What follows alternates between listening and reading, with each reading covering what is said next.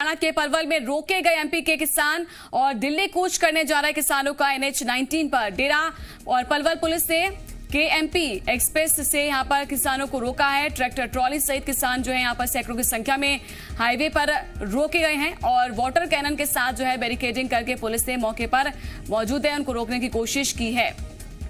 तो भारी संख्या में यहां पर प्रदर्शनकारी मौजूद है, किसान डटे हुए हैं। दिल्ली कूच करने की तैयारी थी। हरियाणा के पलवल में रोके गए हैं MP के किसान। तो MP से भी किसान जो आंदोलन चल रहा है दिल्ली में उसको समर्थन करने के लिए निकले हैं, लेकिन दिल्ली कूच करने जा रहे किसानों को NH-19 पर ही यहां पर डेरा डालते हुए नजर आए किसान। और पलवल पुलिस ने KMP एक्सप्रेस से यहां पर पहले किसानों को रोका। ट्रैक्टर ट्रॉली सहित जो है सैकड़ों संख्या में यहां पे सैकड़ों किसान जो है हाईवे पर मौजूद है और हाईवे पर रोके गए वाटर कैनन के साथ ही बैरिकेडिंग करके पुलिस मौके पर मौजूद है।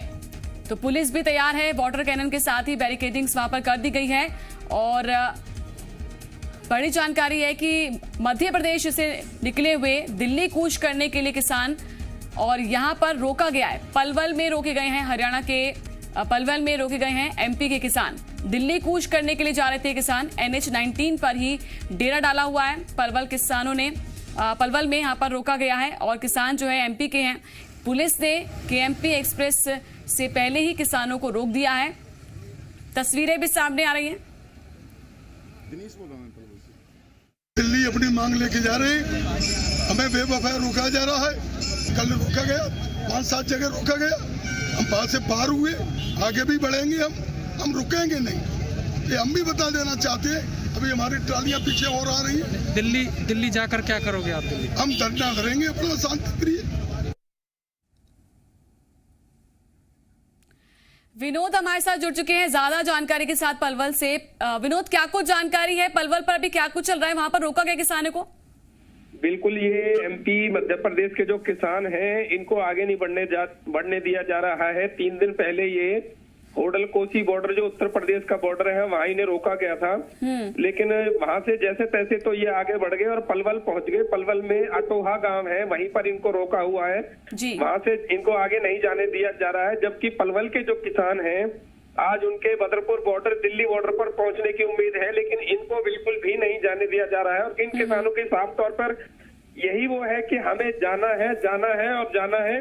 हम अपनी मांग जो है सरकार तक पहुंचाना चाहते हैं। इनका कहना ये भी है कि ग्वालियर के रहने वाले हैं और ग्वालियर के जो सांसद हैं और केंद्र में कृषि मंत्री हैं वो अपना नरेंद्र तोमर है, तो नरेंद्र तोमर को इनकी बात सुननी चाहिए और इनको इस मसले को हल करना चाहिए। लेकिन इसकी जो वो है शिकायत किसानों की वो यही है कि सरकार उनकी मांग जो है मान नहीं रही है, इनकी शिकायत सुन नहीं रही है और वे दिल्ली हर हालत में पहुंचेंगे और जहां भी इकट्ठे होंगे सारे किसान वहां पर शांतिपूर्वक धरना देंगे।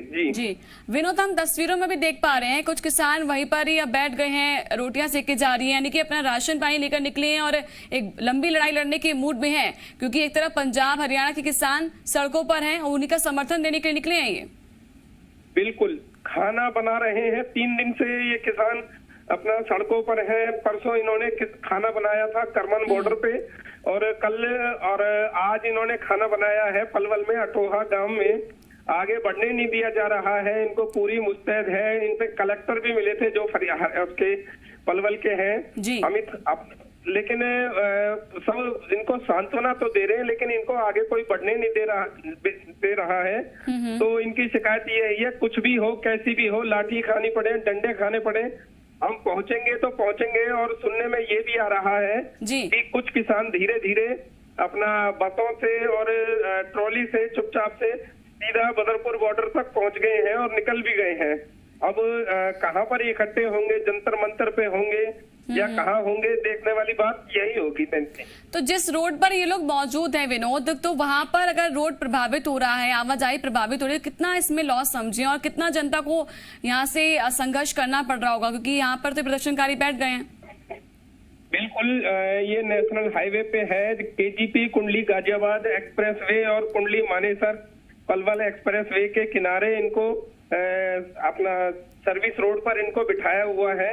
और लोगों के प्रभावित होने की जहां तक बात है, लोग तो प्रभावित बहुत ज्यादा है इससे, लेकिन प्रशासन की कहीं ना कहीं ये चिंता इसलिए कम है कि भाई कहीं ना कहीं अपना ये रोड पर नहीं है, जीटी रोड पर नहीं है, जो मेन रोड जिसे हम कह सकते हैं सर्विस रोड पर है, इसलिए इनकी परेशानी प्रशासन की जो है, पलवल प्रशासन की, वो बहुत ज्यादा कम है। और अगर प्रशासन की तो यही कोशिश है कि भाई इन किसानों को, जो खासतौर से मध्य प्रदेश के किसान हैं, इनको आगे ना बढ़ने दिया जाए और इनको यहीं तक रोका जाए। जी, तो क्या तैयारी पुलिस की ओर से की गई है? बैरिकेडिंग्स की है, वहां पर वाटर कैनन जो वाहन है वो वहां पर मौजूद है। इसके अलावा किस तरह से रोका जा रहा है? क्या उनको समझाया भी जा रहा है, अनाउंसमेंट की जा रही है? कितनी मात्रा में पुलिस बल वहां पर तैनात है?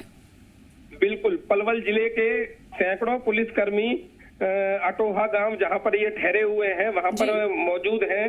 और अगर ये किसान नहीं मानते हैं तो वाटर कैनन का भी इस्तेमाल किया जाएगा। लेकिन किसानों से पुलिस का जो है लड़ने का और लाठी चार्ज करने का जैसे कोई भी मामला सामने आ नहीं रहा है, क्योंकि फरीदाबाद में भी परसों सीकरी बॉर्डर पर जब किसान पहुंचे थे पलवल के, वहां पर भी 813 पुलिसकर्मी थे और उन 813 पुलिसकर्मी होने के बावजूद किसानों की संख्या मात्र 100 के करीब थी। तो वो पुलिस जो थी, पुलिस उनको रोक नहीं पाई और किसानों ने कहा ना जब हमें जाना है, तो पुलिस ने उनसे झगड़ा नहीं किया और वो किसान चुपचाप निकल गए। और ऐसा लग रहा है कि शायद ये किसान भी इस तरह से आगे निकल जाएंगे और दिल्ली पहुंच पाएंगे। जी, शुक्रिया आपका विनोद, आप नजर बनाए रखिएगा। जानकारी आपने दी। तो पलवल में क्या कुछ हलचल है, किस तरह से पुलिस ने चौकसी बढ़ा दी, तमाम जानकारी देते हुए हमारे सहयोगी नजर आए हैं। तो ट्रैक्टर ट्रॉलीज के जरिए आप देख सकते हैं किस तरह से सड़कों पर बैठे हुए हैं और यहीं पर ही खाना बनाया जा रहा है। तो अपना राशन पानी लेकर बैठे हुए किसान।